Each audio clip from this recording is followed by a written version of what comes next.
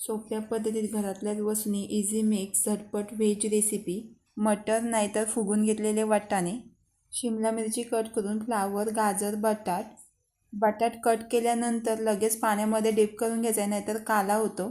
मटर 1 वाटी, colourful mix भाजी, 1 tomato grind करून मिक्सरला नाहीतर चॉप करूनही घेऊ शकता. 1 कांदा चॉप करून, मिरची, आला, लसूण, तिखट तुमच्या आवडीप्रमाणे घ्या. मिरची,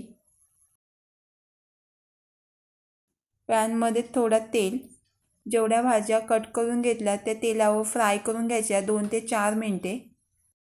भाजी पॅनमधले एका साईडला काढून त्याच पॅनमध्ये तेल, तेजपत्ता, जिरा, मिरची, आला तेलावर सॉते करून लसूण, कांदा तेलावर मारून घ्यायचा आहे.